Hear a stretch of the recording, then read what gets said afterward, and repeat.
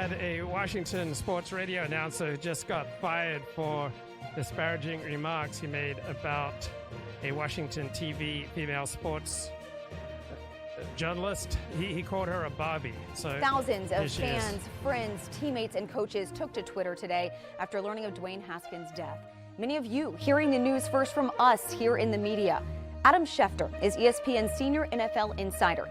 He has 9.4 million followers on Twitter, and he was the first to break the news of Haskins' passing this morning. Unfortunately, it was done without taste, class, or any respect for the life Haskins lived. His initial tweet has since been deleted, but not before thousands saw it and retweeted it. Here is what it read in part. Dwayne Haskins, a standout at Ohio State before struggling to catch on with Washington and Pittsburgh in the NFL, died this morning when he got hit by a car in South Florida. I'm going to stop right there. A 24-year-old man with his entire life ahead of him has tragically lost his life, and Adam Schefter chose to speak of his, quote, struggles. It's disgraceful. And this why is it disgraceful? This man, Dwayne Haskins, had all the talent in the world, and he was a terrible roommate.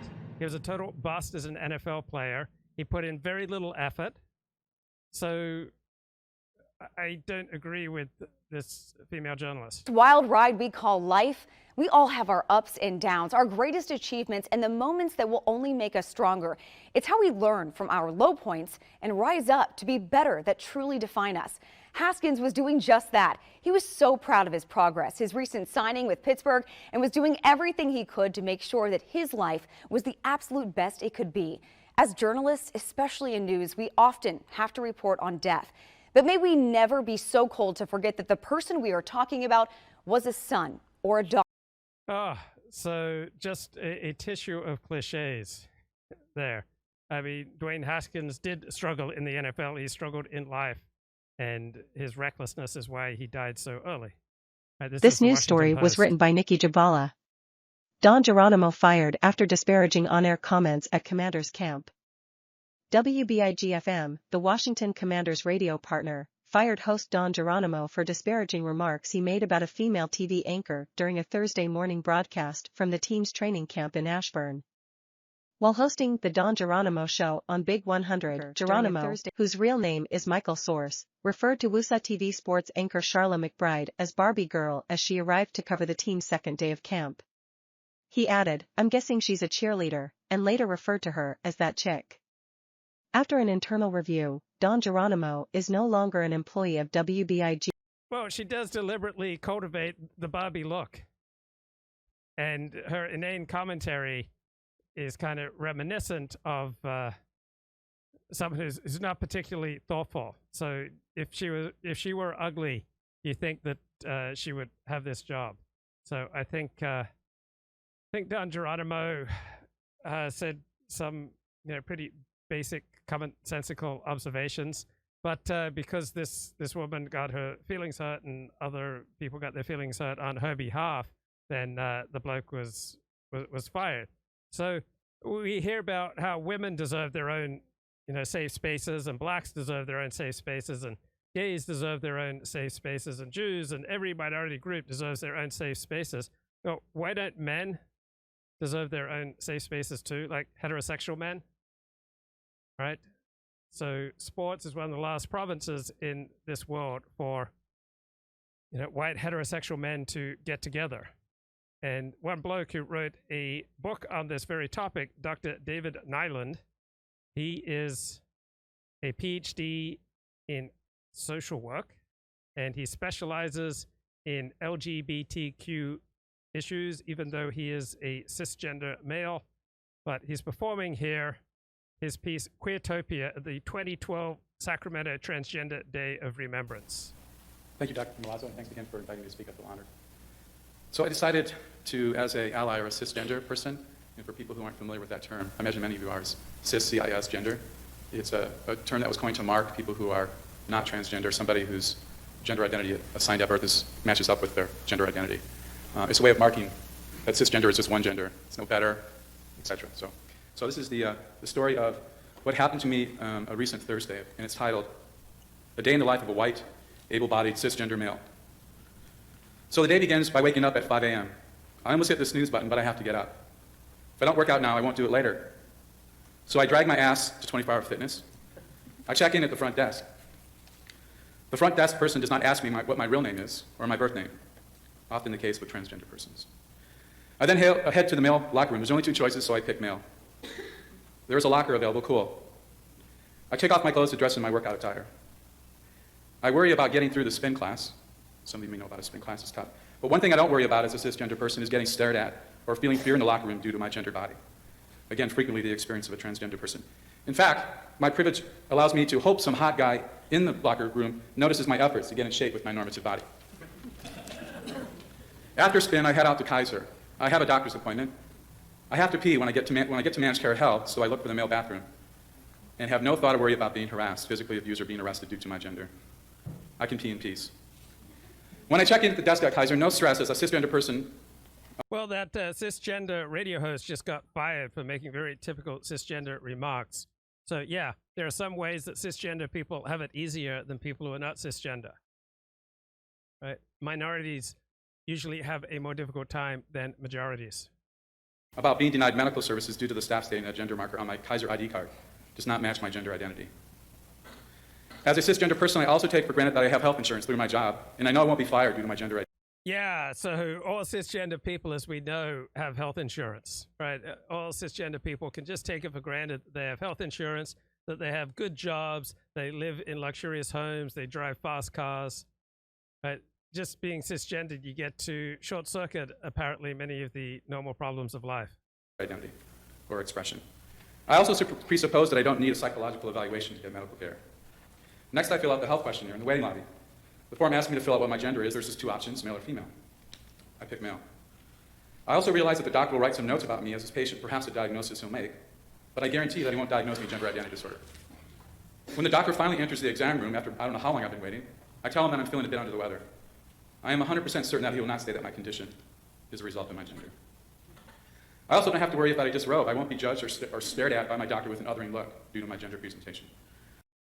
Wow, so many advantages there to being cisgendered that I wasn't even realizing. Man, I'm on easy street, guys. We're on easy street by virtue of being cisgendered. So I read this guy's book, David Nylund. He wrote a book called Beer, Babes and Balls, Masculinity and Sports Talk Radio.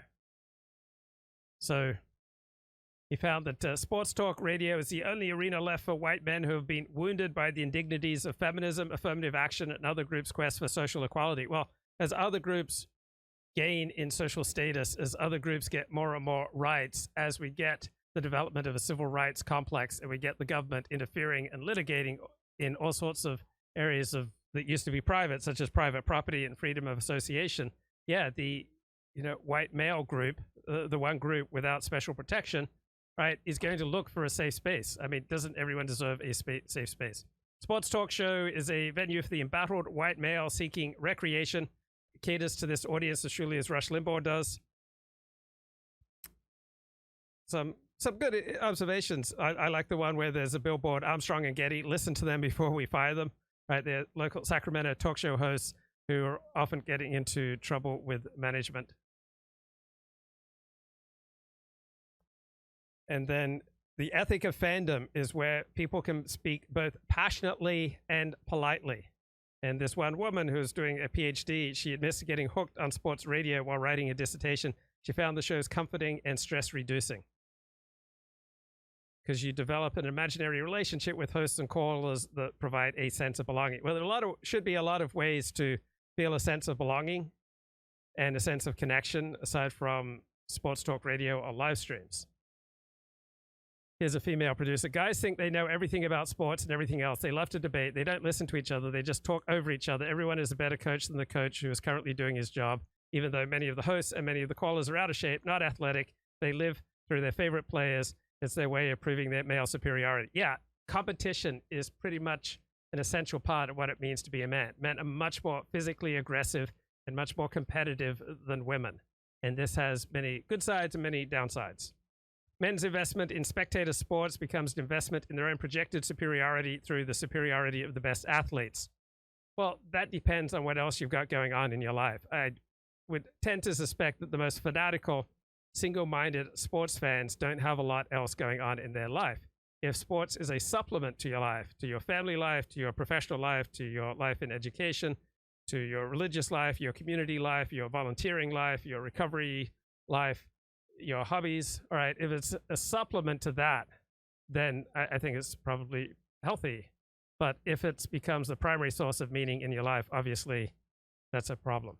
Sports are our common denominator. You can be a blue-collar worker and you can talk sports on equal level with the chairman of a Fortune 500 company. Can't talk about business that way or world politics that way. Yeah, so sports is a way to momentarily break down barriers of race, ethnicity, age, and class. Now, I see no need to permanently break down these barriers, though if you're part of the same nation, all right, nationalism can transcend these barriers. That's one of the great things about nationalism, is that it unites a nation, it unites a people. There's a sense of equality inherent in nationalism. So sports facilitates the transient construction of alliances across race, class, and ethnicity. So white suburbanites, inner city Latino, and African American men can all support the New York Knicks or the Los Angeles Dodgers. Yeah, it's a way that people can find things in common, particularly men. So sports talk can temporarily displace one's primary racial, cultural, ethnic identity. Yeah, that's nice as a garnish in life. I don't think there's any need most of the time to transcend your racial, cultural, religious, or ethnic identity. So the romantic outlook on sports is to see more in sports than is really there, and to imagine that sports exists outside of power structures, ignoring the reality that sports talk is always freighted with political importance, according to this analysis. I suppose in that sports talk can help develop in-group identity and your connection to other members of your nation. It can also facilitate nationalism, particularly with international sports, where your nation is competing against another nation. So another thing that talk radio and live streams do is that it can provide a sense of identity and a sense of constructed certitude. So it can provide a sense of stability with all the insecurities and information overload and buzzing confusion in the world around you, right? You get a confident host, and he provides you with some sort of constructed certitude, with magical resolutions to questions of identity, to eradicating doubt and uncertainty in a society that's increasingly fragile and ambiguous. So sports talk radio is usually a way to honor the male listener's natural masculinity and desire for gay stuff. The author critiques this. This implies that masculinity is fixed and ahistorical. Well, there is a substantial component of masculinity, in my view, that is fixed and ahistorical, and there is a substantial component that is socially constructed, and I will break that down a little later. The process of naturalizing heterosexual masculinity hides the reality that sports talk radio is not merely reflecting a natural manhood, but helping to construct it. Yeah, that's right, but overwhelmingly, the major sports are played by heterosexual men, and overwhelmingly, the fans of the major sports, baseball, football, basketball, are heterosexual men. Right?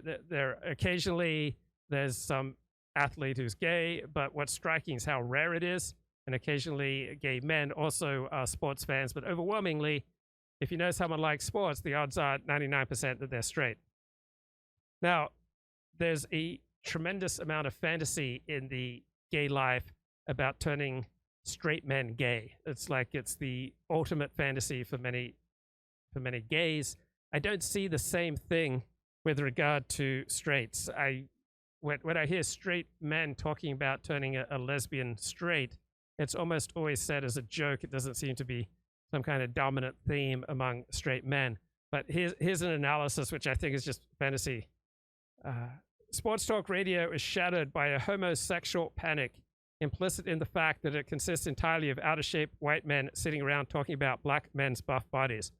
So I've never had a fantasy about having sex with any star male athlete. Have you? I've never heard any guy that I know talk about sports and then add, oh, I'd really like to cornhole Dak Prescott, or I'd really like to, blow Barry Bonds. I mean, it just doesn't come up. And I don't hear a great deal of talk about black men's buff bodies. Right? Sports teams are your hired gladiators that go out to do ritual combat with other people's hired gladiators. But maybe the National Football League and the National Basketball Association, Major League Baseball, maybe they're not gay enough. Maybe they need to begin every contest with having the star athletes sodomize each other on the 50-yard line or at midcourt on the pitcher's mound. Right? Maybe American sports haven't gone gay enough. Maybe we ought to start making sodomy required for star athletes. If you want to be a professional athlete's son, well, you need to accept and enjoy and embrace the Jerry Sandusky treatment in the shower. Sports have become one of the last bastions of traditional male ideals of success, really, of male power and superiority and separation from the feminization of society. Well, men like to be with men, and women also like to be with men. But women frequently want to get away from female-only spaces. But for a healthy man, he needs to spend a great deal of time around men, because men usually have, high amounts of testosterone. We're kind of programmed by our genetics, by our testosterone levels, to get out there and to fight and to screw around. And it takes society, it takes a community, it takes the strong male role models, it takes tradition, all right, to keep men in check. And so belonging to a male-only community, such as at a church or at a synagogue, is a really good way of educating and channeling male aggression, male competitiveness, male natural tendencies towards the natural passions, and channel it in a healthy way. So when men get around women, they often have to obey some kind of, feminist left-wing HR ladies of acceptable discourse, and it's just entirely dispiriting. The rule-bound, competitive, hierarchical world of sports offers boys an attractive means of establishing an emotionally distant and safe relationship with others. Well, a whole bunch of sports interaction is not emotionally distant. It's often incredibly intense. And then he has a whole chapter or two on the Jim Rome show. It's to talk about sports and traditional masculinity, and his host provides a clear and consistent image of the masculine role, a guide on becoming a man, a rule book for appropriate male behavior, a manual on masculinity. Okay, I guess maybe some people get the Jim Rohn show to get a manual on masculinity. I suspect it's a place where heterosexual men who love sports can talk about things and not have to tamp down and modify and edit their conversation to make it socially acceptable for left-wing HR ladies. So for men, life is largely about competition, and conversation often becomes competition. It's a way of negotiating your status in a group. It's a way to keep people from pushing you around. You use talk to preserve your independence, right? You use talk to prove yourself, to demonstrate your knowledge and your expertise. When men talk sports, they usually report talk. They offer information, competing to establish who is most informed. It becomes sometimes verbal one-upsmanship, an oral contest. It establishes both hierarchy and unity. We are men, and we are talking about men's interests. In-group humor is a primary feature of male relationships, particularly the kind of humor that you can't get away with at work when you have an HR department. So the male bond is built on a joking relationship that negotiates the tension men feel about their relationships with each other and with women and with life. Yeah, so any strong in-group identity should come with a great deal of in-group humor. I remember when I first encountered Orthodox Jews, I was kind of intimidated by them. And I was wondering, did they ever laugh? But, once I got into Orthodox Jewish life, I realized there were laughs aplenty. Now, laughter was not a traditional part of Orthodox Judaism, right? Jews only became famous for their humor once Jews became secular. But now the secular approach to Jewish humor has also affected Orthodox Jewish life.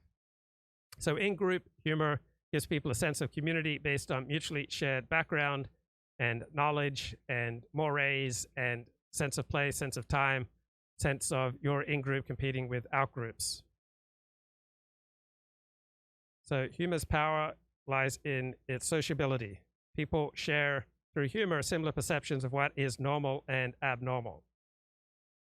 And so a good show will produce a sense of community among its listeners, mainly young, educated, middle-class men who have access to radio, email, and faxes during the working day, because unless you're at that high elevated level, who ever heard of having access to radio, email, and faxes during the working day? So in this mediated, that means a conversational space. There's a shared sense of community and a set of speech rules created to provide a third place that's not home and not work for men to connect and to express their masculinity. So it's a speech community that has changed the traditional identity of masculinity from that of a muscular Christian of the industrial age to that of a glib narcissist of the information age. So this new man seeks to be capable and competent in Jim Rome's radio jungle to cope with the anxiety-producing challenges of the emerging millennium. So Jim Rome's very pro-LGBTQ. He's, in many ways, he takes very liberal perspectives. So men bond by sharing a playful speech community that's become a substitute for the real physical experience formerly acquired in tangible arenas such as the wilderness, the playing fields, and the battlefields, ways for testing manhood and achieving masculinity. So in many ways, what we're going through now is akin to the transition from feudal morality to courtier morality. Right? So when you had feudal lords who ruled a certain area of turf, right, what they said, went in their domain, and then with centralization, feudal lords, to maintain their status and privilege and power, they had to go hang out at court. And there's a whole different morality with courtier morality, because now you have to weigh your every word, your every gesture as to how it goes over with everyone else in court. So you're no longer the king of your own domain. So Jim Rome's popularity reveals men's anxiety about finding their place in the modern world and seeking this third place that's not home and not work, to connect and even earn the respect of other men. So yeah, I think an essential part of being a man is wanting to earn the respect of other men. The irony and masculinist humor of Jim Rome's show does not simply hide a macho agenda, it conceals the nervousness of men who might prefer a simpler gender and economic order. Well, I think every living thing, not just men, prefers to create an environment that is best and most conducive to their thriving. I think that's true for white Christian men, for black, gay men, for, Jewish lesbians, for dandelions, for sharks. Every living thing tries to create an environment around it that is most conducive to its thriving. So this isn't just, something unique among men, right? Americans passed the civil rights agenda. They thought they were doing something nice for blacks, but for blacks, they interpreted it as white Americans pleading guilty in the court of history, and it just reaffirmed how evil white people are. And so race relations deteriorated after the Civil Rights Act. We had an explosion in violence, an explosion in murder, and we've had ever-increasing government intrusion into our lives. We've, as Christopher Caldwell points out in his book, The Age of Entitlement, we've largely replaced our former constitution with this brand new civil rights constitution, where all sorts of normal domains of privacy, such as how you use your property, who you rent to, who you hire, is now subject to government litigation and government review. We get an ever bigger, ever more expanding government civil rights industrial complex. And so it's understandable that the group that is most often victimized by the giant civil rights industrial complex, white men, are looking for some kind of safe space where they can talk about the world and their anxiety in it. Respect is not only earned through sexism or irony, well, it's also earned through being smart and by being funny and having something valuable to say. So I used to call in a lot to talk radio when I was basically housebound by chronic fatigue syndrome. But you get to present yourself as open-minded and tolerant regarding race and homophobia on the Jim Rome Show. Yeah, so the business purpose of talk radio is to sell your products. And so given that all our major institutions are controlled by the left, there are certain bright lines. You cannot question, you cannot suggest that there's anything inferior or wrong with having sex, men having sex with men. There cannot be anything inferior or wrong about same-sex marriage, about different ways that gays and lesbians have sex compared to straight married, Christian couples. You can't suggest anything inferior at all, anything critical about gays, about Jews, about blacks, about the trans community. You can't say anything critical about any of those groups and thrive in the modern world, because the left dominates all our institutions and they will destroy you. So callers to sports talk radio, right, they're going to be constrained by the business imperatives that govern talk radio. And the business imperative is to sell as many products as possible. And to do that, you have to operate within the goodwill of our most powerful institutions. So Jim Rome's community both enables and constrains. It's a mediated accountability community where men police each other in a post-feminist, post-civil rights America. Where on earth would this author get the idea that we're in a post-feminist, post-civil rights America. Now, I understand you are tremendously frustrated right now because I have gone over 25 minutes of this show, and we are currently live on Rumble. We are currently live on Twitter. We are live over DLive. We are live over Odyssey, and we are live over YouTube. And you're frustrated, right? We're heading into 26 minutes of a show, and I haven't played you anything from Decoding the Gurus, right? This is Decoding the Gurus, Decoding Gad Saad, professor of marketing and author of The Consuming Instinct and The Parasitic Mind, How Infectious Ideas Are Killing Common Sense. Here's a little from Decoding. And that they/he calls the Gad fella. I don't know if anybody legitimately calls him that he doesn't ask them to, but in any case, Gad Saad, the professor of marketing, but maybe more known as he describes, evolutionary behavioral scientist and author. He's got some books focusing on the evolutionary psychology of consumption patterns, but he's more recently came out with a book about the parasitic mind, how infectious ideas are killing common sense. And this is a completely culture war drenched book. The appearance that we are looking at, which is Gad Saad, The Death of Truth and How to Revive It on Modern Wisdom Podcast 217, is also about 50% of it is a promotion of the book. So those ideas we'll come up and look at them. And I want to also mention, Matt, because he's a figure that will come up in the clips. The person interviewing him is a guy called Chris Williamson, who is now a podcaster, YouTuber. His original claim to fame was that he was a contestant on Love Island, reality TV show. And as that might imply, he's a male model and also into fitness and life hacking kind of stuff. But what he's managed to carve out in that niche, that he's the IDW leaning person within that life hackery fitness area. So Andrew Doyle, James Lindsay, Gad Saad, Evolutionary Psych, Sam Harris, these are all frequent references. He sounds like someone who owns Bitcoin.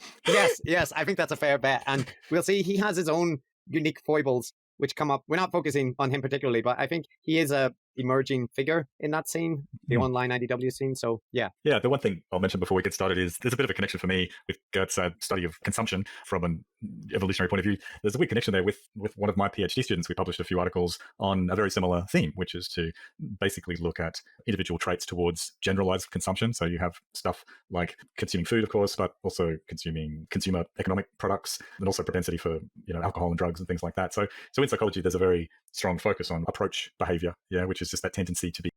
So sports as we know them today emerged out of England, out of Anglo-Saxon civilization, and then America developed its own unique sports. And when America developed its nationalism in the 19th century, became particularly strong, Americans preferred to focus on those sports that were unique to them. But this was still coming out of an ethos that was dominantly about Anglo-Saxon ideas of restraint and teamwork. And then different cultures took up sports, and now we have criticism of the extraordinary media attention paid to trash talking, taunting, dancing, and celebrating, right, which are very much against the Anglo-Saxon stiff upper lip ethos that used to rule sports. But why does the media pay so much attention to trash talking, taunting, and dancing?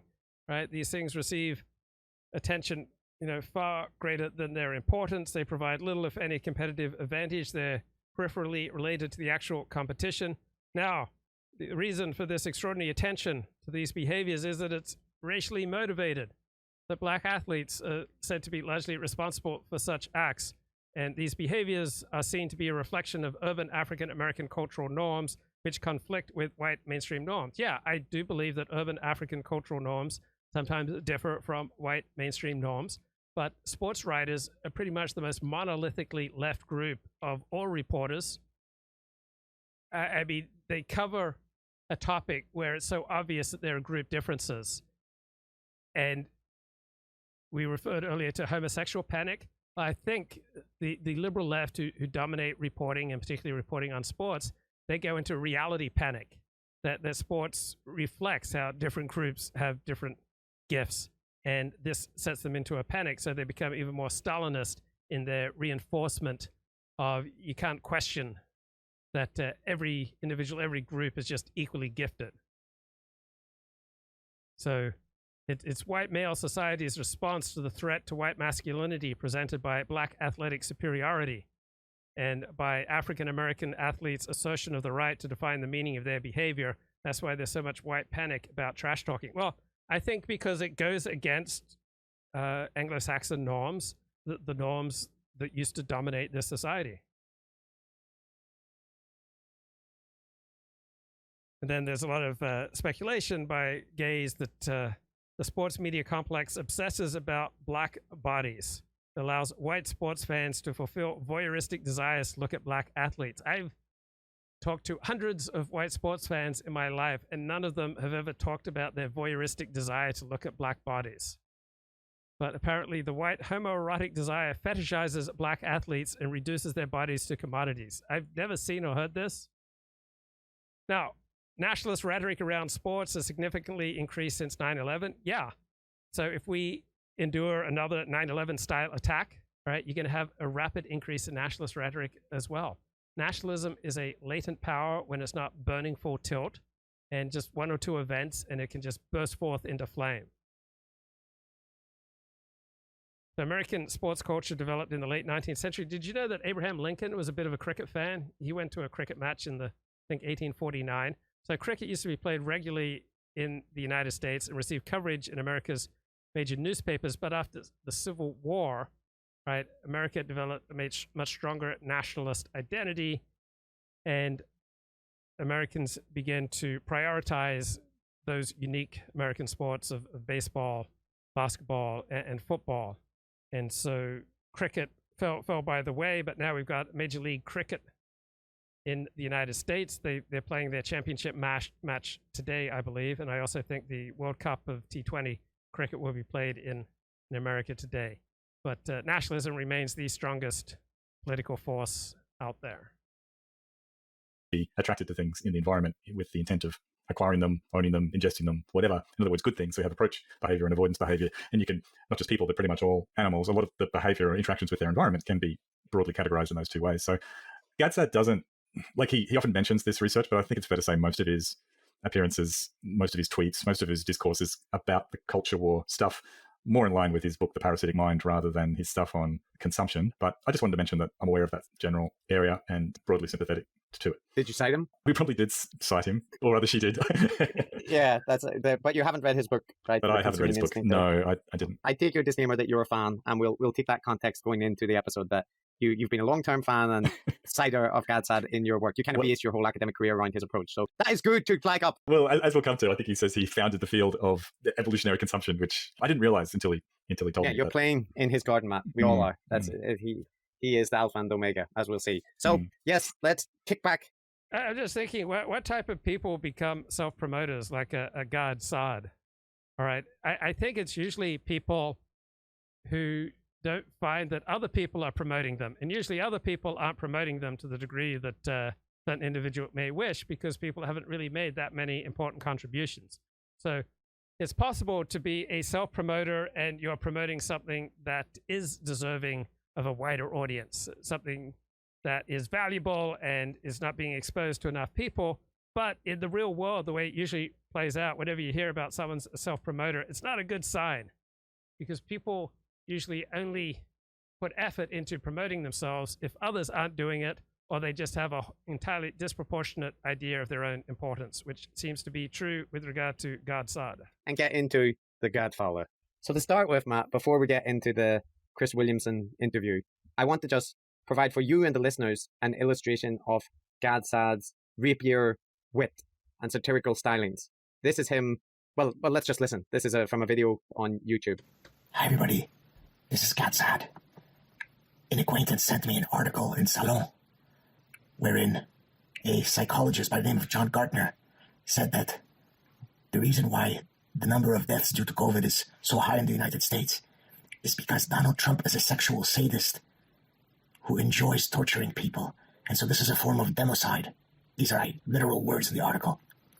So because I don't want to be a victim of Donald Trump's sexual sadism, I know he'll come up to Canada to kill the rest of us because of COVID. I'm back to hiding under the table. We need to be protected from sexual sadist Donald Trump, who's trying to kill people because of his masturbatory urges. Think of me. Ciao. Rapier, like it's a... Wow. That is rapier like wit. All right, let's get Let's get some Dennis Prager and Gad Saad. You had Just developed imagine the such two a together. bromance that you were going to have me on every third day. I'm a bit insulted, but thank you at least for coming back at me a year later. That is funny. We did have a bromance. That is exactly accurate. So things have gotten worse. If infectious ideas are killing common sense, it's worse today than a year ago. Is that fair to say? Well, yeah, so let me tell you something. When Joe Biden came to power, I did a similar dance to Steven Pinker. Maybe you saw when Steven Pinker was dancing of joy when Biden won, because I knew that by Biden winning, it would only continue to make my book that much more relevant. So thank you, Joe Biden, for ensuring that my book remains relevant for the next 400 years. That's very interesting. So Steven Pinker did a dance, is that right? I didn't know that. Oh, yeah, like a really awkward dance. I think I've ruined my chances of us having a nice relationship moving forward. I mean, I was just joking around. I was mocking his dance. I thought it was so silly. But he was so overjoyed that, finally... We're having a problem with the connection here. Sean, this professor at Concordia, and he's a fighter for liberty. He's a fighter for common sense. It's an interesting question, by the way. It just occurred to me. Is the fight for common sense and reason the same as the fight for liberty? I don't know the answer offhand, but I think the answer... Well, sometimes liberty is maladaptive, right? If you're under great stress, or think about airline pilots, right? Anthony Camilla and Gavin McInnes made this point. Okay, you want your airline pilots to be predictable, all right? You wouldn't feel good if your airline pilot looked like Lizzo. You wouldn't feel good if your airline pilot wore dreads. You wouldn't feel good if your airline pilot probably had all sorts of tattoos. You want someone with a nice haircut, with a professional manner and a professional bearing. And these are all restrictions on liberty, right? But don't we want those restrictions, say, with regard to airline pilots, or possibly with regard to our own doctor or our own surgeons? I remember when I had therapy with this bloke who wore earrings. And at the end of the first session, I said, I'd like to give you some unsolicited advice that I will never repeat again. I just want to say it right now. Do you feel like hearing it? He said, sure, lay it on me. And I said, I would not advise wearing your earrings and jewelry in a professional context, because it will cause many of us to kind of shy away from you or to take you less seriously. And he thought about it, and he actually adopted that. He stopped wearing them. And I never brought it up again. I wasn't trying to change him. I just thought I'd just share that insight with him. So in a whole bunch of ways in life, you want liberty restricted, right? You don't want your airline pilot singing songs over the cockpit, right? You don't want him dressing bizarrely or acting out of the normal. The answer is yes. The same people who fight for liberty are fighting for rationality. One of my best examples, obviously, is, not obviously, but one of my best examples, obvious or not, is that people who have had COVID are told that they must have a vaccine, must take the vaccine. That is pure anti-science, anti-reason positioning. Pure. You can't get more pure than that. And it's the living proof that the issue is power over people, not science. Wait, what did he say? I was just kind of taking a pause. Let me hear this again. Who have had COVID are told that they must have a vaccine, must take. Okay, so many doctors, many scientists, many public health officials say that even if you've had COVID, you should take the vaccine. So that's either true or it's not true. So I'm not an expert on it. I will go wherever the evidence suggests. But as the COVID virus is constantly mutating, it doesn't seem absolutely unfathomable to me that, say, public health officials or some doctors may recommend that even if you had COVID, right, you'll get more protection if you also add in the vaccine. The vaccine. That is pure anti-science, anti-reason positioning. Pure. You can't get more pure than that. And it's the living proof that the issue is power over people, not science. That's all it is. Power. Really? That's the proof? I mean, whatever the science says. If enough studies, comprehensive, well-done studies show that having a vaccine gives you additional protection, then that's simply true. Power over people. We're approaching a civil war state in the country.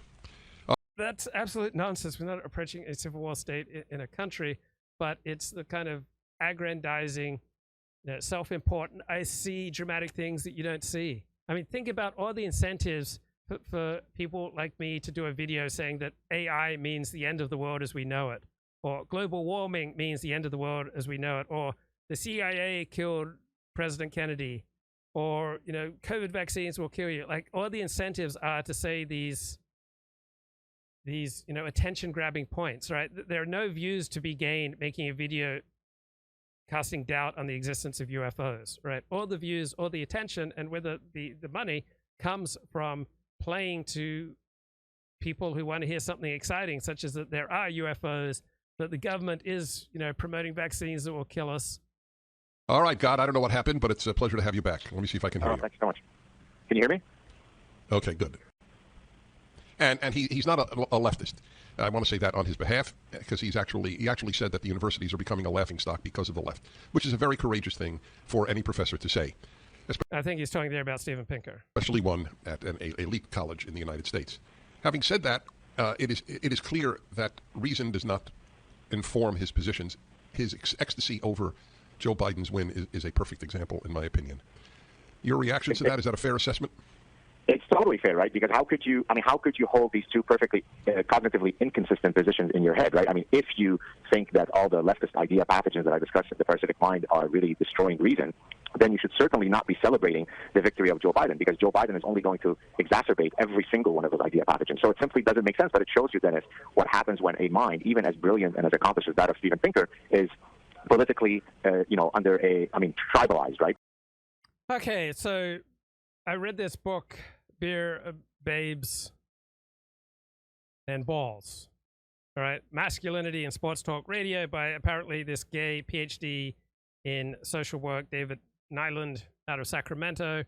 And I wanted to respond to this book and talk about what I think it means to be a man in, say, America today in 2023. So what few sentences from the book that I'm going to be reacting to. So the author says, I view masculinity as a social construction that assumes different forms in different historical moments and contexts. Yeah, I do believe that masculinity and femininity are partly social constructions. They are also partly genetic constructions. So culture is the combination of genes with a particular environment at a particular time and place. The book says men pay a cost in the form of poor health, shallow relationships, for conformity with the narrow definitions of masculinity that promise to bring them status and privilege. Well, there are adaptive and maladaptive definitions of masculinity, right? Going into many workplaces and flipping people the bird and yelling the F word and boasting about the different types of sex you had that weekend, all right, that's not going to be a type of masculinity that usually is adaptive to your thriving. A Martian arriving on planet Earth and not knowing what masculinity was would quickly form the opinion that it is a highly damaged and damaging condition with few, if any, redeeming features. All right, that's absolutely absurd, all right? Every skyscraper, every major technological innovation, right? Almost every business innovation, right? Almost every construction innovation has been accomplished by men. So the world we live in has primarily been built by men. It's been designed by men. So I agree with the left that masculinity, like femininity, is in part a social construction. And I agree with the right that masculinity and femininity are equally genetically constructed, all right? We are both genetically and socially constructed. It is society and genes make us who we are. Right? This idea that modern masculinity has no virtues is absurd, given that men build almost everything that we have in the modern world. I'd say that being male has some virtues. So what does it mean to be a man today? If someone exhorts you to be a man, what are they really saying?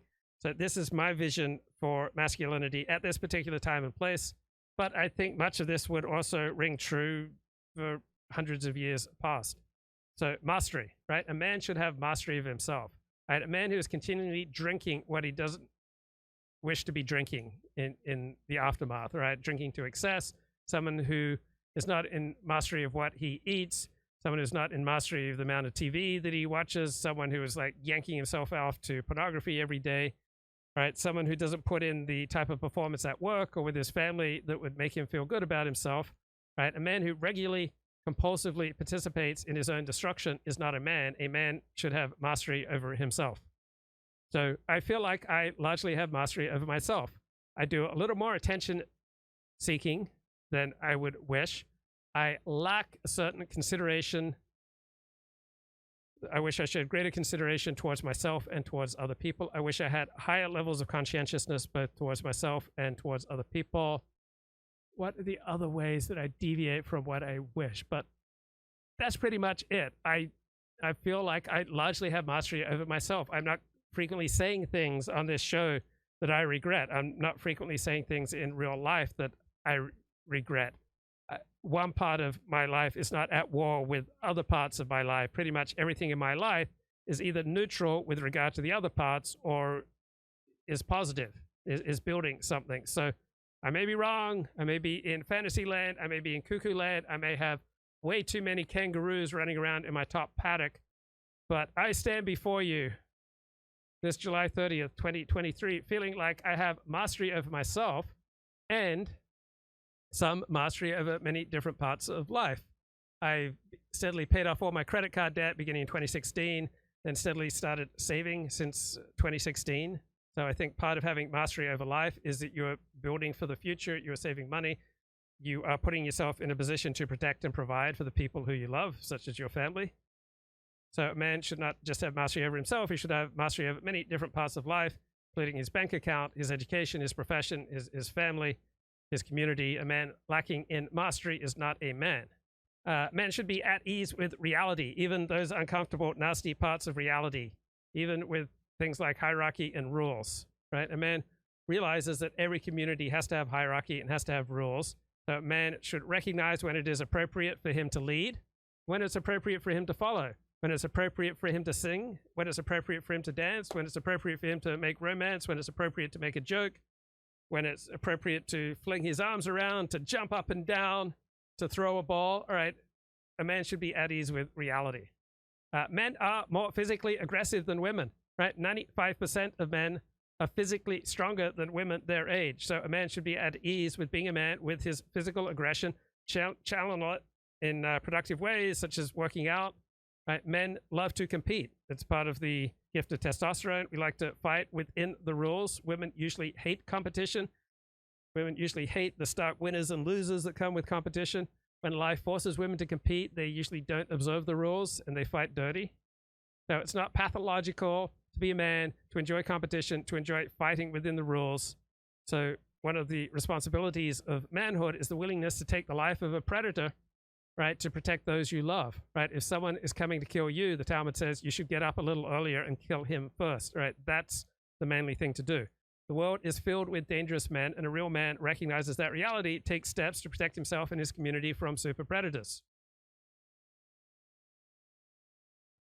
So a man shouldn't just do things to feel like he's doing something. A man shouldn't just say things to get something off his chest, all right? A man should weigh the consequences of his words and his actions. A man should foresee, should spend some time thinking, what will be the consequences? What will be the implications? How will this affect the people most important to me?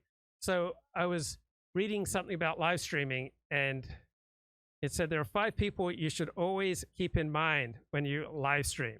I think this is excellent, right? Assume 5 people will watch when you broadcast.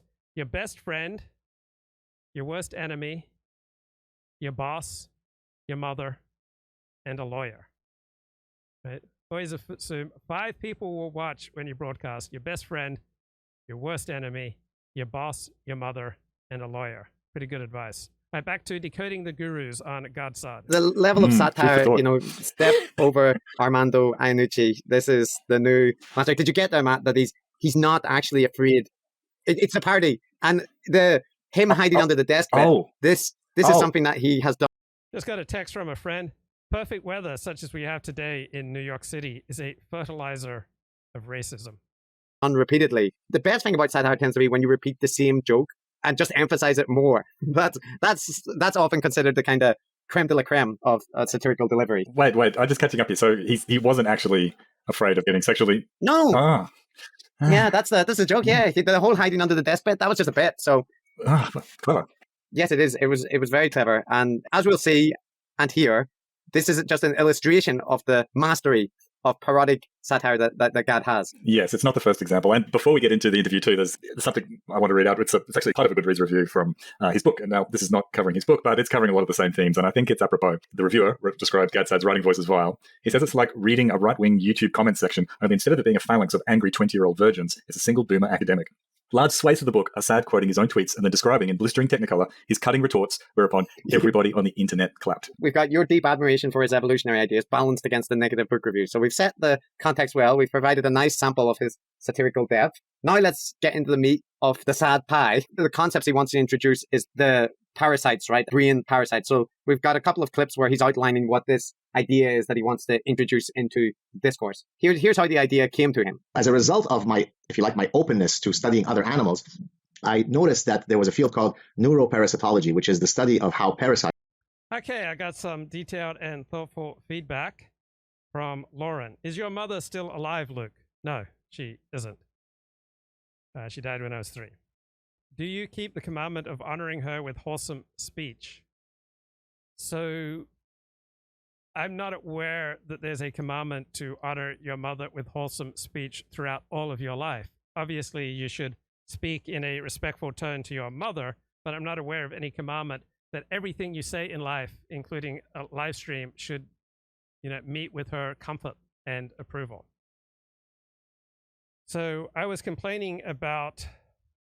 So I need to set up even more context here. So I made some videos about Anthony Cumia, and I said that I found his autobiography, his memoir, pretty honest and amusing. I read some amusing parts of it, and then I was called on called out for saying that I was amused by the antisocial behavior of Anthony Cumia. So here I was called out by reasonable and responsible. Is absolute, unfiltered, uninhibited frankness always a virtue? No, it is not.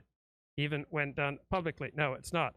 Have you, Mr. Ford, not repeatedly stated that as a rule, you don't discuss on your streams those relationships and bonds that are most sacred to you or cherished by you? That is correct. Blatant public copulation of any sort and brazen public boasting of wanton routine adultery, violating that most sacred trust, the desacralizing of the most fundamental foundational bond and institution that's the very core of civilization, is adultery anything less? And you find these antics of Anthony Cumia amusing? Are they any less antisocial, disruptive, nihilistic than any number of other phenomena that you have repeatedly expressed distaste for? Are they any less heinous, unconscionable? Okay, so just because I find Anthony Cumia's book amusing, and that includes a story where he tried to disguise his adultery by, rubbing motor oil all over himself, and I've also heard other celebrities have inserted their appendage into a burrito to try to, hide the evidence of their adultery. I find that amusing. Just because I find something amusing, that doesn't mean that's the only reaction I have to it. That doesn't mean that I then think that behavior is morally good, that it's pro-social, that it's worthy of applause. All right? You could tell me all sorts of stories about horrible things, and I might have an involuntary or a voluntary reaction of laughter. That doesn't mean that I don't also have moral judgments to make. Right? I was telling a friend the other day that I had a strong emotional reaction to parts of the New Testament. And he replied, oh, you shouldn't just have an emotional reaction, you should have a cognitive reaction. And I think, when did I say I only have an emotional reaction to the New Testament? I just admitted I have an emotional reaction, and then I have additional other reactions, right? Anyone who has any sort of relationship with his parent, right, is going to have love for his parent, hate for his parent, disgust with his parent, admiration for his parent, right? To have any sort of relationship with anyone, you're going to have a whole panoply of emotions. So I found Anthony Cumia's book amusing. I find much of his commentary amusing. And yeah, a lot of it is also antisocial. So I think I was mentioning that Anthony Cumia would talk about, women coming out to his shows and sodomizing themselves with zucchini. And yeah, I find that amusing. But here's the critique. Look, you're rationalizing, justifying where you speak about explicit sexual dialogue. So what parts of life should we not talk explicitly about? All right?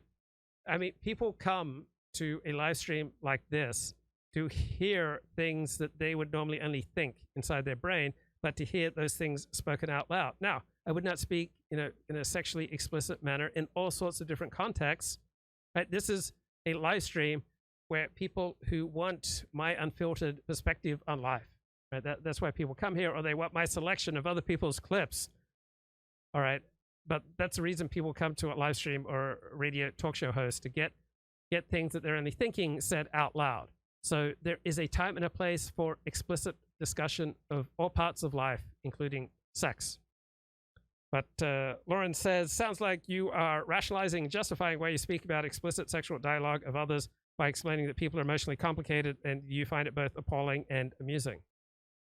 Well, yeah, I don't want to be just Johnny One Note. This isn't a show that primarily revolves around pronouncing moral judgments, right? There are a lot of shows and a lot of skilled people, a lot of holy people, a lot of religious people, a lot of more morally elevated people than myself who will do shows that only consist of making moral judgments. That is not this show.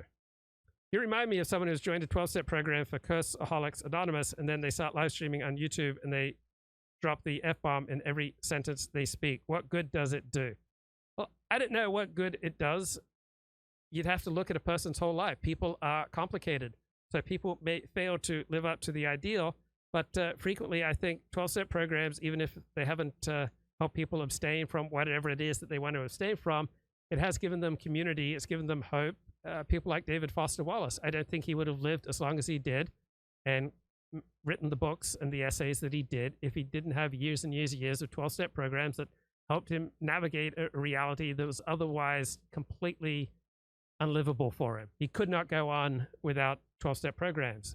So just because 12-step programs don't transform somebody's life in every single way of which you would expect, that doesn't mean they haven't provided any good. Years ago, while attending church, we would always spot the 12-step people by the way they would conduct themselves at church. They would stand up at the pulpit like they owned the church, right? Sounds like they had a sense of ease with themselves as a result of working the 12 steps. And they began pouring out their whole life story, including the explicit details of the people in their lives that were the closest to them. Right? You don't have the right to hurt other people, obviously, when you're speaking publicly. Most people would leave the church. Seems like people are put under a spell when they stand in front of recording equipment and all of a sudden get diarrhea of the mouth. So nothing is free from abuse. So 12-step programs can unleash this very behavior that you talk about, and it sounds quite distasteful to me. Get a hold of yourself, 40. The evils of technology, I tell you. Don't ever stand in front of a microphone at a church. God only knows how the equipment will be used on you. This is how they experiment on the masses, so I'm not sure who they is. But Lauren responds to me, it would be nice for you to honor your mother's memory by wholesome speech. Wholesome speech in everything? Really? What good does it do? Is this what you do to improve your life? Yeah, I try to be honest. That's what I do to improve my life. I try to be honest about myself, about the world around me. If so, continue doing what you do. No one stopping you. Free speech to comment on it. Yep. I'm sure there are plenty of mixed stories about recovery programs and live streamers. Yes. If this is your recovery, so be it. Yes. I have watched Church of Entropy and Duvid's channel for 2 years. Duvid mentioned that he found Jean-Francois Garapi via your site. I found Duvid's channel through Jean-Francois Garapi. Faircall also discusses issues on Duvid's channel and comments on yours. You're all connected and somehow just got connected and curious. Thought perhaps you might have been a moderator for Church of Entropy and Duvid. Nope. I don't watch channels for long anyway. Writing comments is my way of venting. Doesn't matter what draws me in and what sends me away. It's obvious you'll get the axe too. Oh, I'll get the axe from her. No, it does matter what someone draws someone in and sends them away. It's interesting to me. That's the most useful feedback you can give to a live streamer or a performer or a writer, right? If you want to give constructive feedback, do it in the framework of what draws you to their work and then what sends you away. Jean-Francois is the only one I haven't made rude comments on.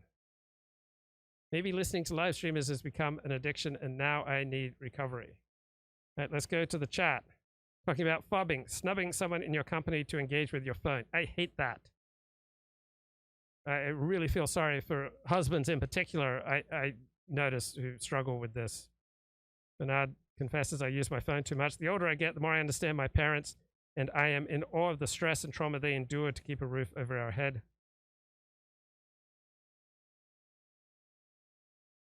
I was briefly in 12-step fellowships, and I read about It is either AA meetings or the insane asylum.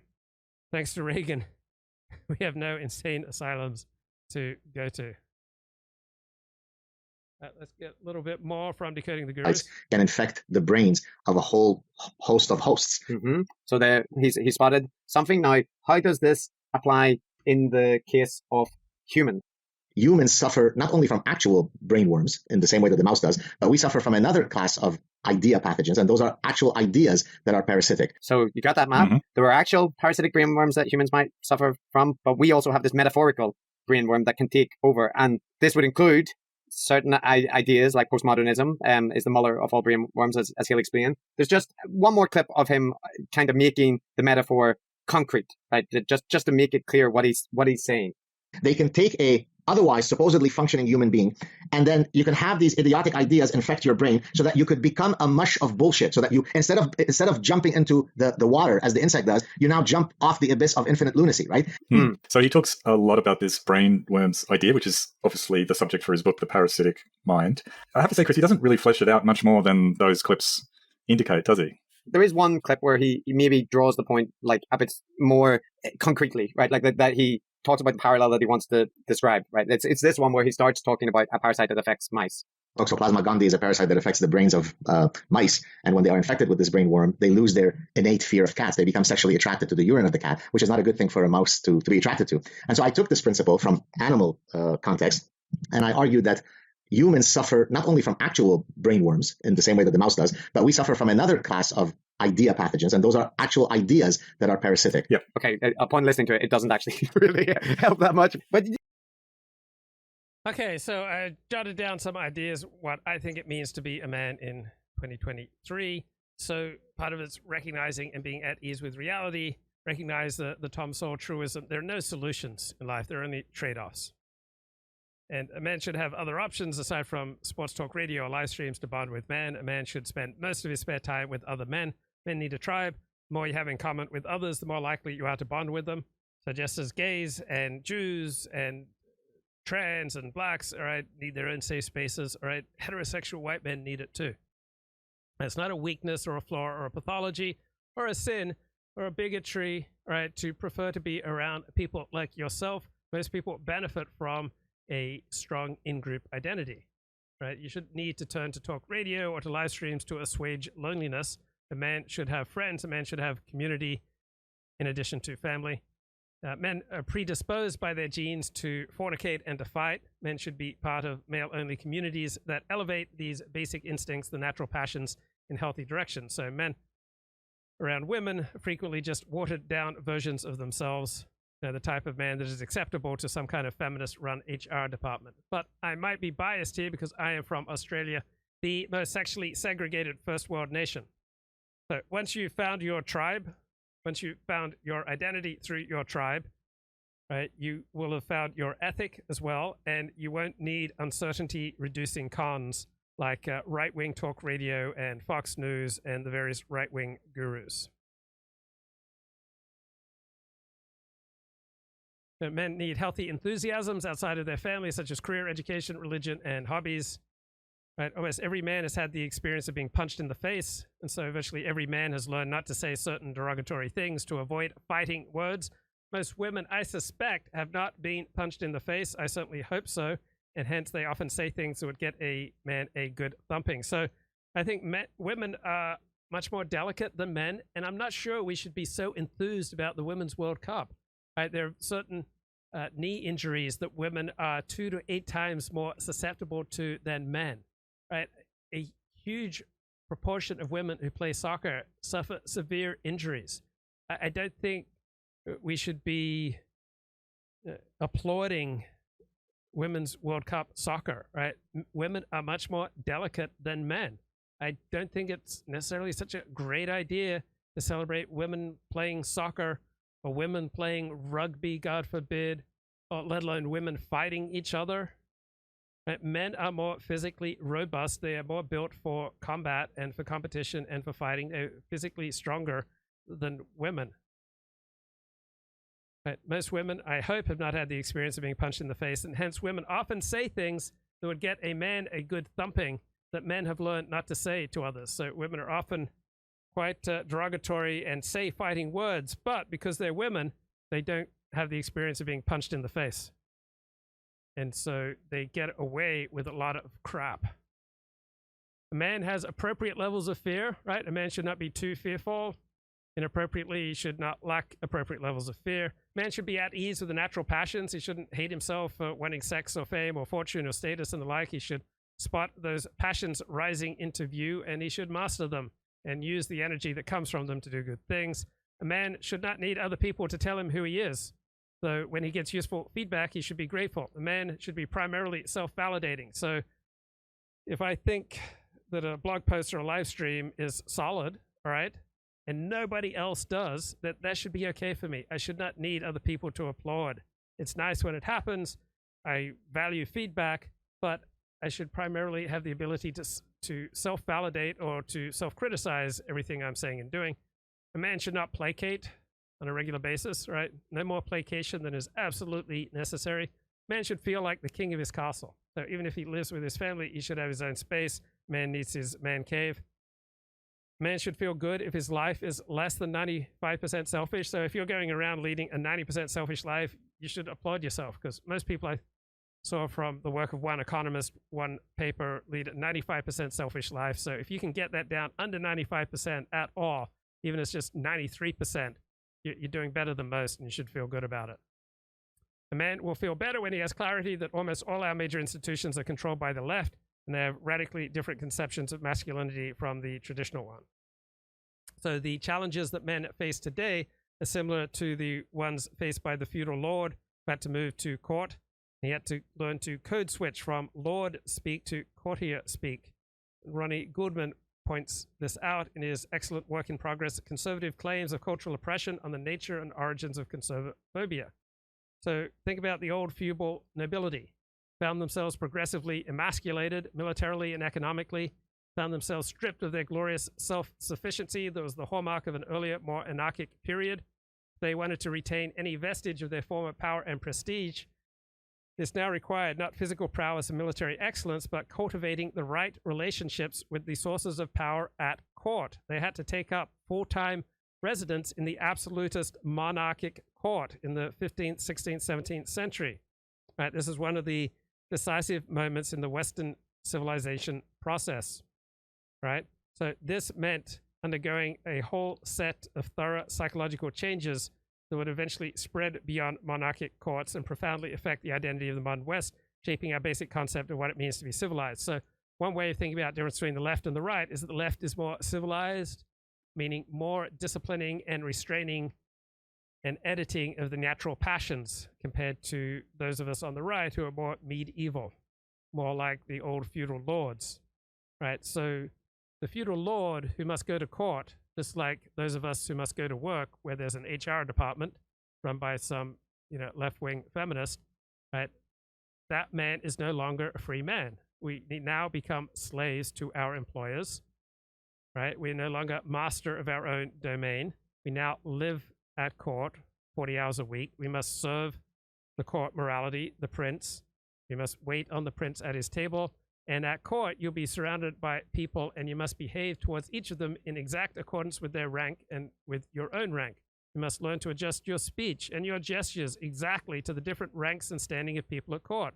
You must learn to measure your language exactly, even to control your eyes exactly, just like men increasingly have to do when they go to a workplace with a large enough number of workers that there's a HR department, which in all likelihood will be run by a woman with a left-wing orientation. So feudal lords, like men today, since the civil rights era, have had to develop a new self-discipline, have to develop incomparably stronger reserve, have to be incomparably better at editing your speech and your gestures, right? Because you are now living in a much more interdependent world.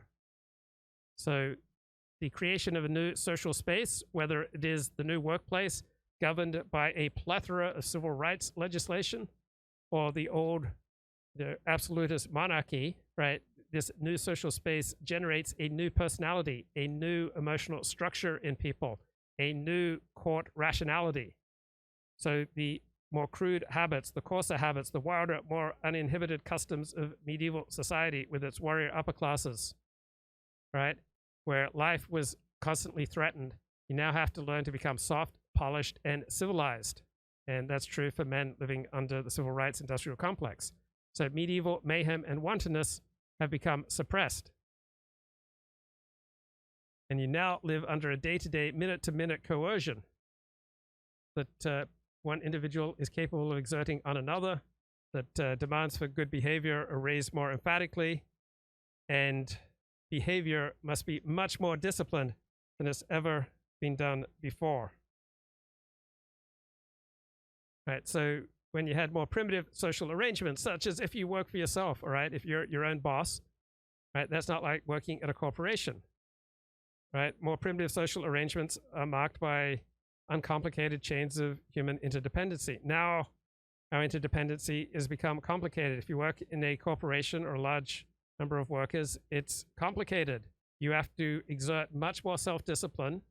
You have to edit your words much more carefully the larger the number of workers at your workplace. Right? You may get to enjoy relations that are, say, purely negative or purely positive, right, when you work for yourself. But when you work in a large workplace, you have to learn to navigate ambiguous relationships and ambiguous friendships, alliances, right? So you have to move beyond a peculiar black and white coloring into a more complicated emotional palette. You have much more extended chains of dependency when you're enmeshed at court or when you're enmeshed in a large corporation. And these larger chains of dependency will develop in you unknown levels of ambiguity, contradiction, and compromise and restraint in your feelings and speech and behavior. Right? You'll have to mute your affection and mute your dislike of people in various proportions and nuances. You have to become more calculating. You have to become less wholehearted in your sentiments. You have to become less sincere and less authentic. Right? So people on the left, generally speaking, are more calculating, less wholehearted in their sentiments, less sincere, and less authentic. They are more disciplined, and they edit themselves more carefully. And so the more your life is intertwined layers of social interdependency, the more disciplined and self-editing you have to become. Right? So people develop a new moral sophistication, and this is the product not of advanced knowledge, not of new books. It is the gradual introjection of new social modes, of new social challenges. It's the muting of the emotions that is required by the new court rationality. So you get the development of this new social and psychological sophistication. And you get the lowering of thresholds of shame, embarrassment, and repugnance. So people will seek to suppress in themselves every characteristic that they feel is animal. So there's an intensification of disgust before the ejection of saliva or ejaculate, right? No longer cool to just spread your seed willy-nilly. Attitudes towards food and meat and sex become transformed. Right? It used to be that you'd carve a dead animal at the table. That was a matter of indifference or even pleasure. Now, the animal origin of meat dishes has to be concealed and changed by the art of its preparation and carving, so that when you're eating an animal, one is scarcely reminded of its origin. Eating with one's hands becomes increasingly taboo. Right? You get the introduction of the knife and fork and crockery, and the whole dining experience considerably changes. Let's go back to decoding Gad Saad. You know, the parallel is clear, right? The self-destructive thing which takes over a brain and does the host harm. So the first thing that should make anybody think of is Richard Dawkins' idea of memes, right? Yes. It is parasitic on the meme metaphor, Yes. the idea of memes. It is. So the tricky thing is figuring out what, if anything, Gad Saad's idea of parasitic ideas adds to the idea of memes. So just to rehash the idea of memes, which is now into popular culture, it's just the idea that ideas are a little bit like genes in that they spread and become more prevalent in the population of brains or minds, based not so much on whether they're good or not, or necessarily helpful or not, but rather just on being good at spreading. So everything from catchy tunes to clickbait to slogan type stuff or conspiracy theories can be thought of as memes. And it's the fact that it is so common, that the word meme is so commonly used now, is an indication that that at least is a helpful metaphor. The thing that I can't figure out is, how does the idea of parasitic ideas add anything to that? Because if you add in the idea of parasitic, then that's the idea that the meme is somehow drawing energy from the host. It's benefiting itself at your expense. So that implies that parasites are a living organism which exploit another living organism, but ideas and ideologies are not living organisms. So yeah, we are being parasitically infected by ideas that are using up humans for their own benefit. But of course, they're not actually alive. So but that's all contained in the. Okay, so I'm thinking about Ronnie Goodman's book, Conservative Claims of Cultural Oppression on the Nature and Origins of Conservaphobia, and thinking you could just rework it as, say, masculine claims of cultural oppression on the nature and origins of manophobia. Because with the rise of the civil rights industrial complex, more and more of natural behavior and expression has to be suppressed. Okay, I also did a second essay last night. You are going to be thrilled to find out about that. But meanwhile, more decoding. Original idea of memes, right, which don't necessarily have the interests of the host, the believer. Right? Yeah, mind viruses. Yeah. So if you think of it in terms of memes, it's just more like an idea will spread and be accepted because it's appealing and good at spreading, but not because it necessarily does you any real material good. That's true of his idea of brain parasites, but I just can't see any additional use of this metaphor. Yeah, it is a little bit like he's just come up with a synonym for mind virus, and a fairly superficially distinct one at that. We will get into him talking about what the content of these mind. Okay, you may be wondering what were Mickey Kaus and Robert Wright talking about. They talked about Pepe memes and Ron DeSantis. I hatched while listening to Bill Scher and Matt Lewis discuss this. By the way, Matt has a new book out called Filthy Rich Politicians. Sounds good. But they were, and by the way, Matt, of course, a conservative himself, though certainly not a Trumpist, who at one point had, I think, hopes for DeSantis, described him as something like humorless and mean with an annoying voice or something. It's just like they both completely dismissed him. But he's gotten rid of the annoying voice in this one Megyn Kelly clip. I would think that would take digital technology. I mean, you can't. No, apparently you can. You can train yourself to speak lower. So anyway, I developed this theory. They were talking about the weird. So this guy you mentioned who got fired, this campaign aide, for doing an online meme that turned out to have some kind of Nazi imagery that he denies having understood. But I gather there's been a certain amount of use on DeSantis' social media, at least up to this point, of kind of far-right memes, or kind of, what was the term they used? 4 or 6 years ago when these guys first, like Pepe the Frog. What's the term for the constituency that Pepe the Frog? Yeah. You know what I mean? Now it's called base, but I forget what it's called. Something else. Anyway, my theory was that Groypers or alt-right. Maybe they were trying to take advantage of the fact that increasingly, different audiences are on different wavelengths. And so they send out Pepe the Frog. I don't know if they send out Pepe himself, but that kind of shit. But it's only going to get to the people who understand it, or at least they're the only people going to notice it. And it's mainly only going to get to them. You can't get away with that these days. Well, can't you? I mean, there's a guy. No, every time he does it, it's immediately posted on the liberal media feed. DeSantis is a fascist. You can't do that. I'm going to contradict what I said before, which is, usually you go for both groups, the moderates and the right wingers. But he seems to be focusing on also getting in. Apparently, this guy's Nate Hochman. Okay, he's a very bright guy. We'll hear from him again. He's smart. He has a lot of energy. He was a rising star at the National Review. I actually recommended him for a job now. My credibility is totally shot. And but he has a project which is to take the alienated far right men who are becoming Nazis and woo them back to sanity. So if you can get them to endorse at least half establishment governor like DeSantis, that's moving him in the right direction. Okay, but why would DeSantis want to reach these crazy people? I mean, there are not that many of them. They're influencers. They have a large online following. But in terms of voters, they're just not that big. Ignore them. Yet he seems to have had a strategy for reaching out to them.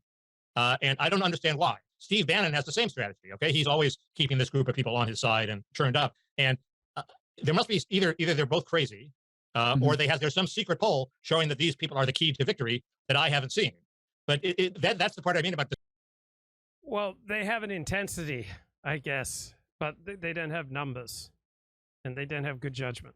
Understands the strategy being crazy. Why appeal to these people at all? Why have anybody doing memes, unless it was a personal project of Hochman, doing means to appeal to them and get them that their influencers tweeting for DeSantis? Who cares? That's not where you're going to win the election. You're going to win the election by getting most of the conservatives, some of the ex-Trumpers, and then in the general getting a lot of the moderates. And these people are not going to be important. And that's what I think is coming out that DeSantis' campaign strategy was crazy from the start. So people who are into Pepe memes may not be the swing vote in the forthcoming election. Okay, very productive night last night. I wrote an essay because I was stimulated by conversations I had at synagogue, your brain on love. So I noticed many people take illegal drugs or hallucinogens to alter their mind, and I don't want to mess with my mind in any dangerous way, so I don't drink or drug, but I do like to alter my mind, and so I made a list of about 30 things that I do to alter my mind.